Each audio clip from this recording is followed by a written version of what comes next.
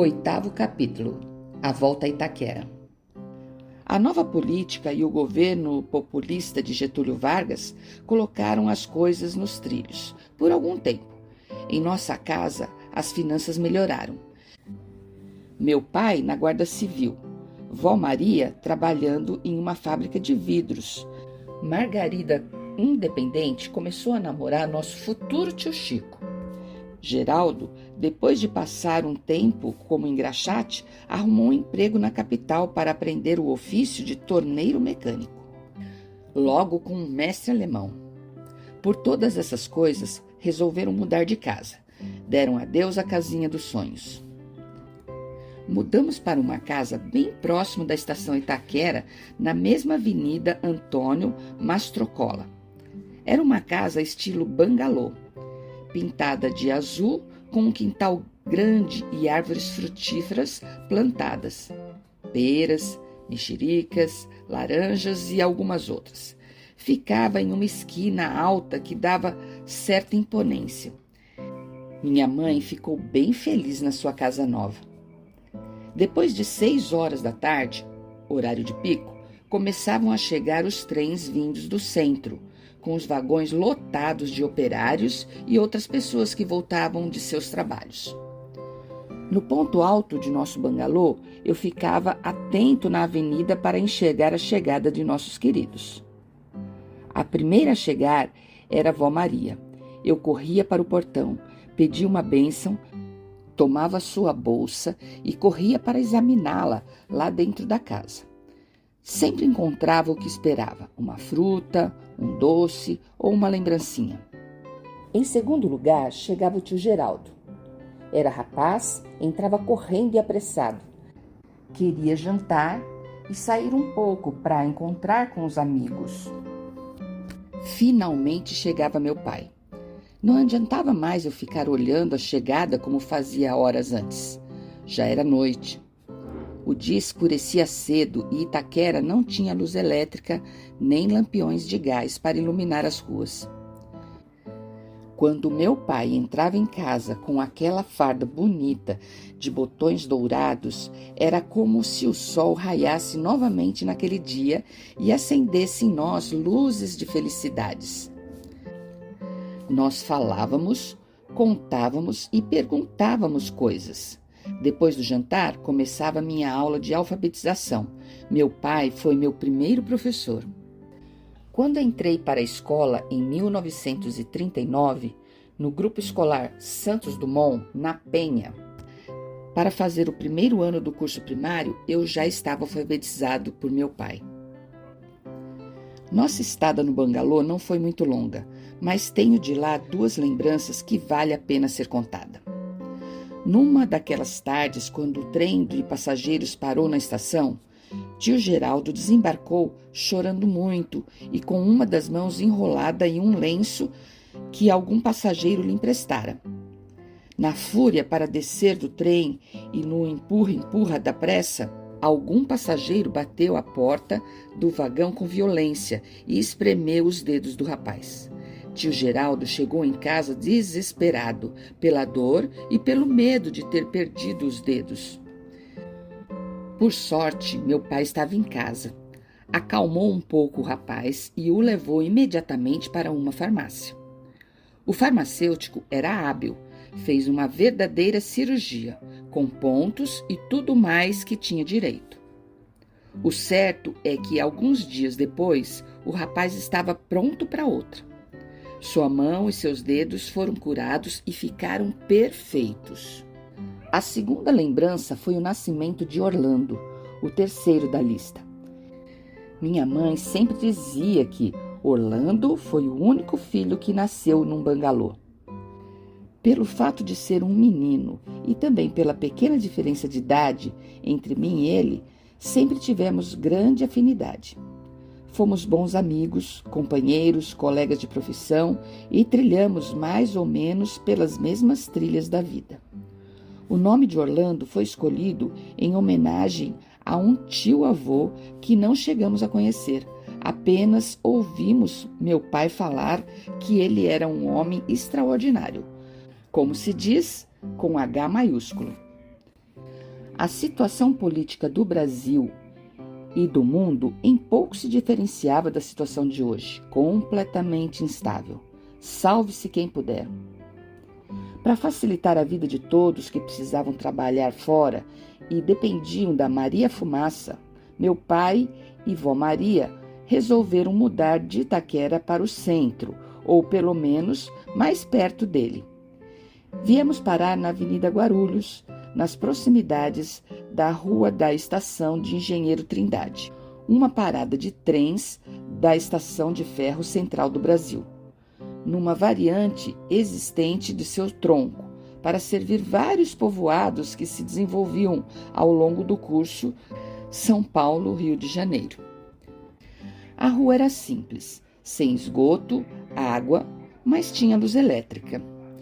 As casas eram de alvenaria, construídas em sistemas de vilas geminadas, de 2 em 2.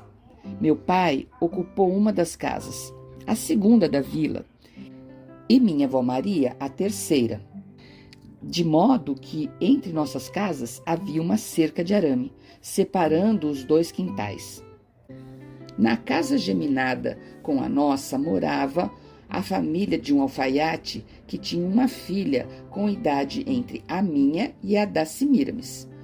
No quintal havia uma árvore muito grande e meu pai, aproveitando a sombra, fez um excelente balanço. Glória, o nome da vizinha. Semíramis e eu aproveitamos os bons tempos para brincar. Minhas aulas de alfabetização com meu pai continuavam, agora com um novo método que ele criara. A casa da avó Maria ficava grande parte do dia fechada. Todos saíam para trabalhar. Vó Maria voltava um pouco mais cedo para preparar o jantar e a marmita para o dia seguinte. Chegou o tempo das festas juninas. Santo Antônio, São João e São Pedro. Na escuridão da noite, o céu ficava brilhante, iluminado pelas mechas acesas dos balões que a rapaziada soltava. Não sabiam do perigo de incêndios. No local onde caía um daqueles balões, tinha sempre um grupo de meninos ávidos para pegá-lo. Na disputa pela posse, acabavam por rasgar todo o balão, que acabava sendo de ninguém. Tio Geraldo arrumou um grupo de rapazes e saíam à caça dos balões que caíam. Corriam para todos os lados, olhando sempre para o alto. Quando o balão caía, o grupo cercava e o chefe conseguia pegá-lo sem que fosse rasgado. Dessa forma, conseguiram pegar uns 30 balões e tio Geraldo os levou todos para casa. Com a ajuda de pregos, martelo e uma escada, dependurou toda a sua joia nas paredes da sala da sua casa. Achou uma decoração lindíssima. Abriu as janelas que davam para a rua e chamou toda a meninada para vir ver a proeza vitoriosa do seu grupo de amigos. Quando vó Maria chegou e viu tudo aquilo, sentou e chorou. Meu pai, uma tarde, trouxe um presente de grego para minha mãe, uma máquina de costura Singer, de mesa, tocada à manivela. Não sei qual foi a reação dela, mas foi aprender a costurar e aproveitou para fazer o mesmo comigo. Depois disso, nossa dupla, eu e ela, por muitos anos fizemos as roupas mais simples de toda a molecada. Não havia preta-porter. Às tardes, uma carroça muito alinhada, puxada por 2 cavalões pretos com um enorme e reluzente tanque de aço inoxidável, cheio de leite, chegava e parava bem de frente à nossa casa. Era do Leite Vigor. O cocheiro, antes de descer da boleia protegida por um enorme guarda-sol colorido, com os pés tocava uma sineta para chamar a freguesia. Chegavam as senhoras e crianças com suas vasilhas, por vezes de vidro próprio para leite. Existiam vidros de 1 litro, meio litro e 1/4 de litro. O cocheiro, usando a torneira que tinha no tanque, tirava o leite que tinha no tanque, na sua medida, e repassava para a vasilha do freguês. O que me marcou da cena foi que muitas famílias com várias crianças compravam apenas 1/4 de litro de leite, inclusive a nossa. No carnaval, minha mãe costurou uma fantasia para mim e outra para Semíramis. A mim disse que estava vestido de jockey e Semíramis de garoto. Assim, vestidos com todo o garbo do mundo, fomos autorizados a ficar na porta da casa, onde deveria ser uma calçada, olhando as pessoas passarem pela rua. Na verdade, éramos os únicos seres vivos existentes naquela rua. Andamos de um lado e depois de outro. Já estávamos cansados quando apareceram, vindos da rua da estação, 2 moços que moravam numa casa grande e bonita, coisa de rico, que ficava a uns 100 metros da nossa. Eu já tinha visto aquelas pessoas passarem pela rua. Ao aparecerem por nós, um deles pegou a Semíramis no colo e disse: "Que bonequinha linda! Qual é seu nome? Eu vou levá-la para casa. Minha mãe vai adorar você." Isso tudo sem tomarem conhecimento da minha existência. Seguiram o caminho com a menina no colo e conversando entre eles. Eu os acompanhei na metade do caminho. Parei e fiquei olhando até eles entrarem em casa. Voltei correndo e chamei minha mãe. Ela gritou: "Como você foi deixar levarem a menina, seu lerdo?" E saiu correndo e eu atrás. Chegou à casa da vizinha, tocou a campainha. Foi logo atendida pela senhora, que nos mandou entrar e nos ofereceu um café com bolachas. A coisa acabou virando festinha com muitos elogios para a linda bonequinha vestida de garoto. Ficamos amigos dos vizinhos. Sem alguma razão que eu soubesse, mudamos daquela rua. Fomos morar na rua David de Marie, que também era uma travessa da Avenida Guarulhos, atual Gabriela Mistral. Nossa casa tinha o número 20 e ficava entre a igreja de Santo Antônio e o pátio de manobras da estação Engenheiro Trindade. A casa era realmente melhor que a outra. Tinha 2 dormitórios, sala e cozinha, com luz elétrica e fogão a carvão. Valeu a troca, eu achei. Nossa alegria durou pouco. O senhorio faleceu e seu filho, sem interesse na locação, pediu a casa para uso próprio. Estávamos no início da Segunda Grande Guerra Mundial. A primeira coisa a assumir foi gasolina. Os preços, em geral, foram parar na estratosfera. Automóveis e caminhões pararam de transitar. Era o início das desgraças de guerra. No meio do caos, Deus preparou uma coisa maravilhosa para a nossa família. Se pudéssemos classificar as bênçãos recebidas de Deus por tamanho, certamente essa seria a maior de todas: a conversão do meu pai a Cristo Jesus. Foi assim. Sendo guarda civil, trabalhando na pagadoria, foi fácil para meu pai fazer amizade com muitos guardas. Um deles foi especial, chamava-se Charlie Chan. Talvez um apelido. Era evangélico, muito gordo e motorista de ambulância. Charlie Chan foi muitas vezes à nossa casa para nos visitar. Trazia 5 quilos de carne preparada para fritar. Minha mãe assumiu o fogão e o homem comia até minha mãe anunciar que da carne só restava o papel de embrulho. O importante é que Charlie Chan conversava com meu pai sobre o Evangelho. Falava sobre a salvação através de Jesus. Explicava que Jesus é o Filho de Deus que morreu na cruz para nos salvar e muitas outras coisas. Meu pai contestava. Eles discutiam, mas Charlie Chan era persistente e persuasivo. Chegaram ao seguinte acordo: o amigo viria um domingo à tarde, pegaria meu pai e os dois iriam a uma igreja evangélica para assistir o culto. Assim foi feito. No domingo marcado, os dois foram assistir ao culto numa igreja cristã do Brasil, grande e bonita, que existia próximo do Largo 8 de Setembro.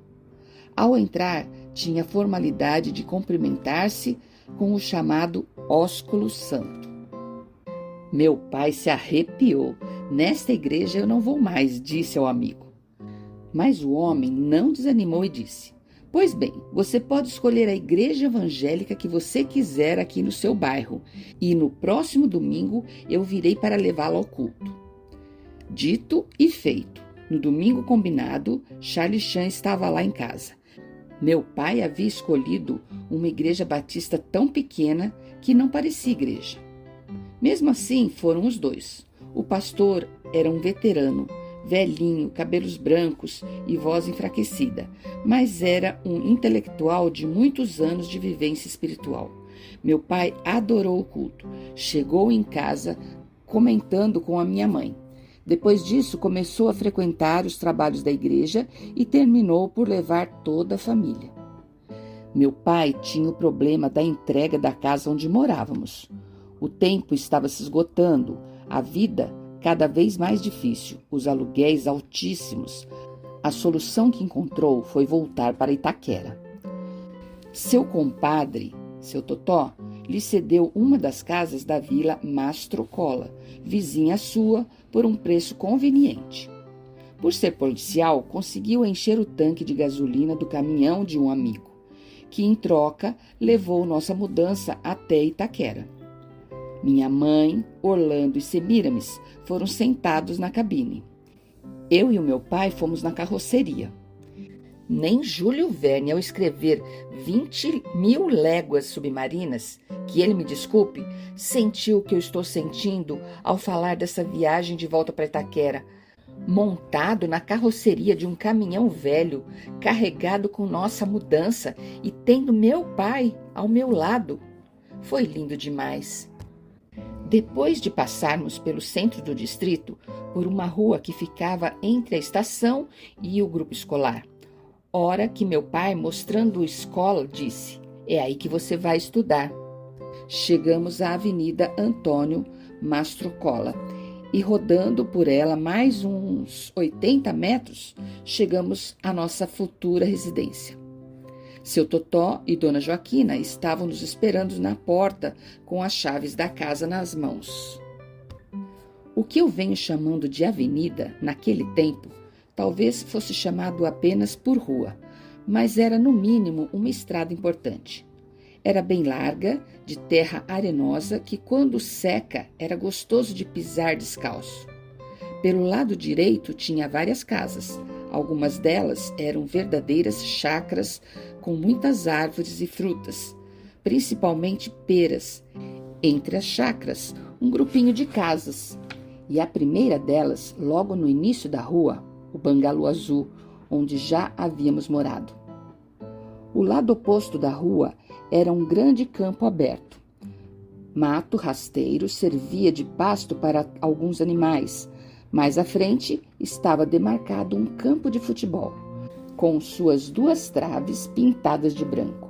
Pertencia, por concessão de uso, a um time de futebol chamado Amor e Glória. Seguindo em frente, deste mesmo lado, ficava a Vila Mastrocola, um conjunto de 12 casas baixas, geminadas, com a mesma fachada. Uma porta e uma janela grande de madeira maciça, e caiadas com a cor ocre. Muitas das casas estavam desocupadas. A nossa era a penúltima da fileira. A última era do seu Totó e da Dona Joaquina. Por dentro, também as casas eram iguais. Sala, quarto e cozinha, com uma varanda nos fundos, coberta para servir de lavanderia.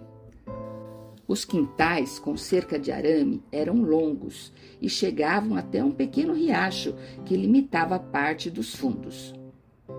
Próximo da casa, na cerca divisória, tinha um poço, também conhecido por cacimba, feito de tal forma que cada 2 casas da vila pudessem servir-se da mesma água. Apenas o quintal do seu Totó que era diferente. Pelo lado esquerdo tinha o limite da nossa cerca e pelo direito era aberto somente encontrando limites no riacho que passava nos fundos. Era um enorme pasto para seu cavalo solteiro, já nosso conhecido. Meu pai adaptou um lampião de querosene para iluminar a sala. Para o quarto, era lamparina de óleo vegetal e na cozinha, 2 lamparinas de querosene. Banho de bacia e fogão a carvão. Os primeiros dias, para mim, foram de reconhecimento. Corri pelo pasto, visitei o riacho, andei pela rua, atirei pedras e sentei na porta da rua para descansar. E pensei, isso tudo aqui vai ser bom demais, vou aproveitar. Comecei por assistir um jogo do Amor e Glória. Não entendia muito, mas já comecei a torcer pelo time. Na primeira semana, minha mãe já tratou da minha matrícula na escola, 2º ano do grupo escolar. Fiquei para o período da tarde. A classe não tinha muitos alunos, eram somente meninos e logo me enturmei. A professora, uma senhora ainda bem moça, chamava-se Dona Arésia Teixeira. Tornou-se uma pessoa inesquecível na minha vida por seu caráter, bondade e dinamismo. Na verdade, era querida por todos os alunos da classe. Fiquei mais próximo de 3 colegas. Primeiro, por sermos alunos de ponta, depois pela maneira de cada um. Eu era manhoso. A coisa apertava, recorria ao pai. O Sebastião era o caipira. Implicávamos com o seu nome, com o seu chapéu de palha e com o lanche que trazia. Sempre 1 ou 2 ovos de galinha caipira para trocar por picolés na porta da escola e distribuir para os 4 da turma. O terceiro era o japonês. Enrolava um pouco a língua, mas desenhava muito bem. Fazia as ilustrações dos trabalhos de classe. O quarto era o riquinho, sempre bem alinhado, sapatos com meias e roupas limpas e bem passadas. Era bem quieto, mas gostava de entrar nas brincadeiras e era bom companheiro. Com aquela turma aprendi ou pus em prática meus instintos de moleque. Foram muitas as brincadeiras e as molequices. Uma vez matei minha avó. De mentirinha, é claro, mas a turma ajudou. Foi assim. No currículo da escola tinha aula de religião. Eu, na verdade, não sabia nada nem de catolicismo, nem de outra religião. Conhecia a igreja por passar pela porta, com ela fechada.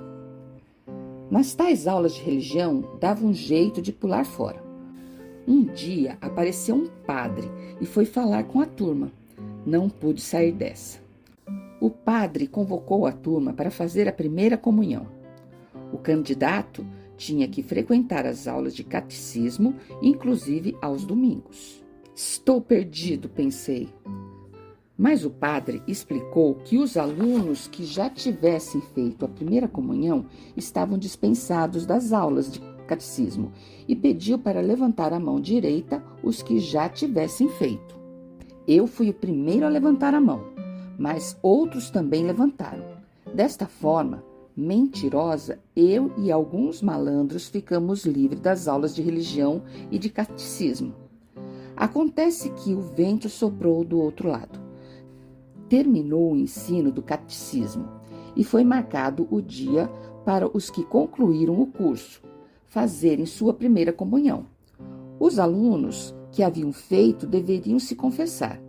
Já comecei a sentir o peso da encrenca e, para completar, a professora, de surpresa, numa tarde de aula, resolveu levar todos os alunos para a igreja da matriz, onde o padre estava esperando para confessar a todos.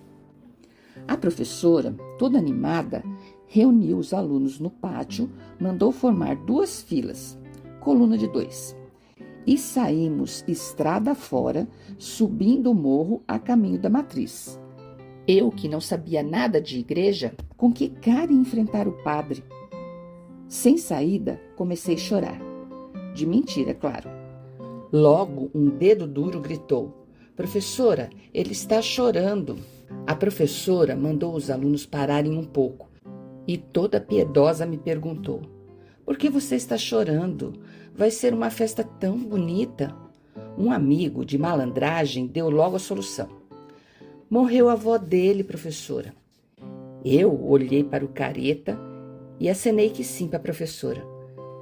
Fiquei com muita pena dela, mas aguentei firme. Então ela me deu um toque no ombro e falou: coitadinho, foi hoje que aconteceu? Alguém respondeu por mim: foi hoje pela manhã. Ouvi outro: coitadinho, e senti as mãos dela passarem pela minha cabeça para depois perguntar: você quer voltar para casa? Acenei que sim.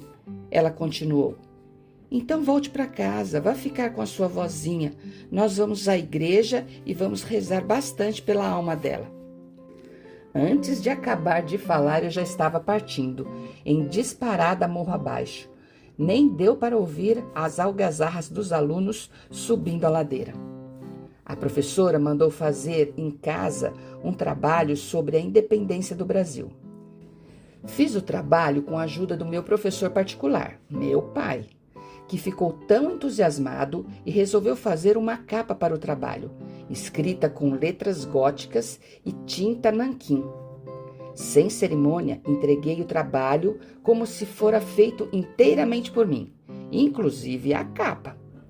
Dona Arésia ficou encantada, coitada, e saiu mostrando o trabalho para os alunos, as colegas e até a diretora. Eu aguentei firme, só recebendo as glórias, mas a alegria do malandro dura pouco. A diretora da escola precisava enviar um documento para o ministério e queria fazê-lo com uma capa bonita.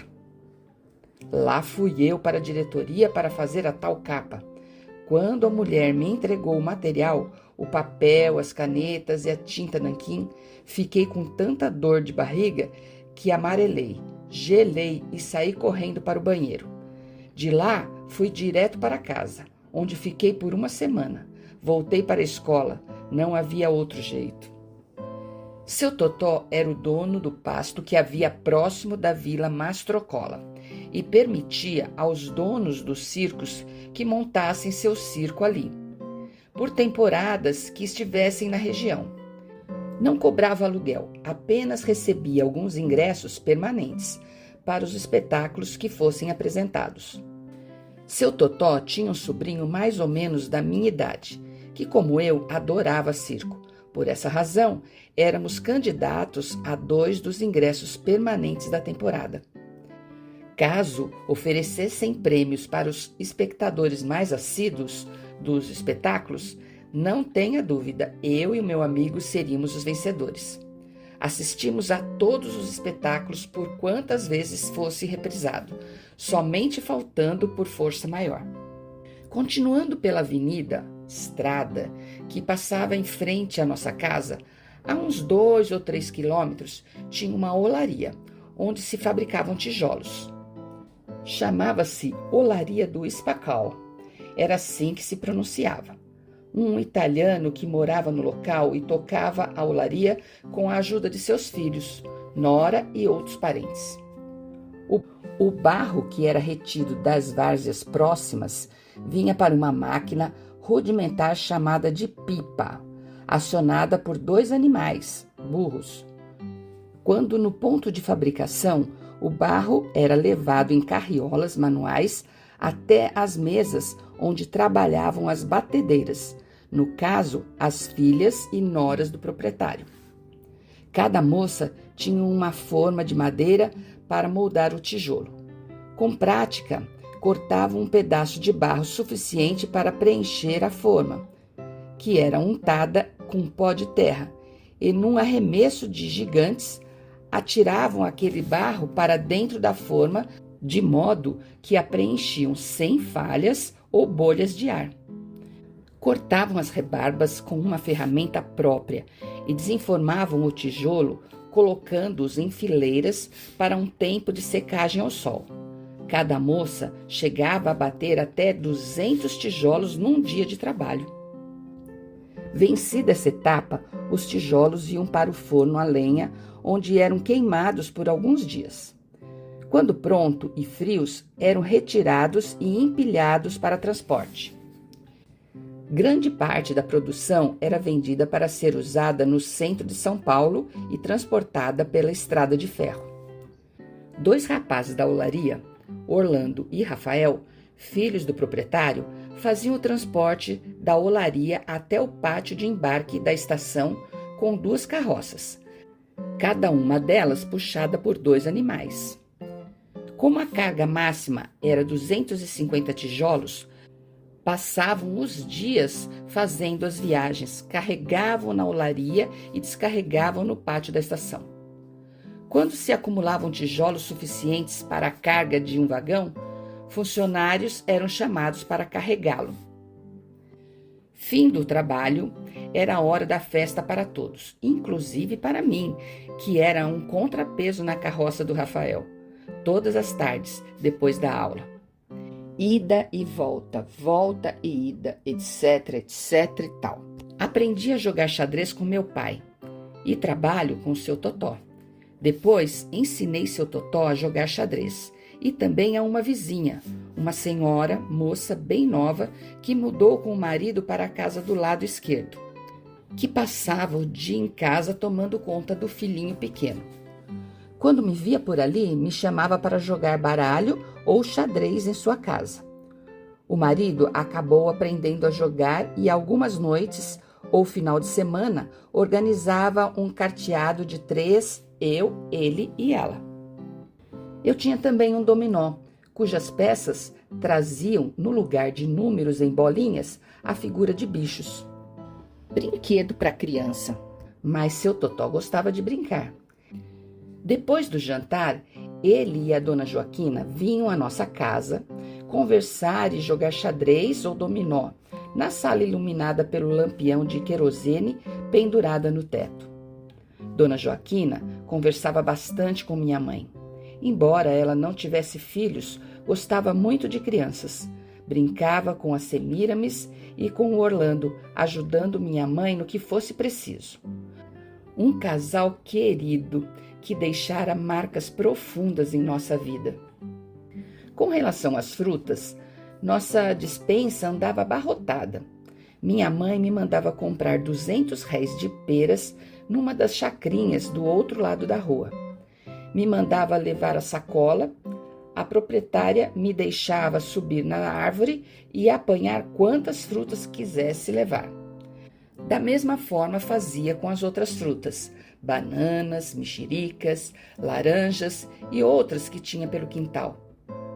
O forte mesmo e muito gostoso era a pera d'água, abundante naquela safra.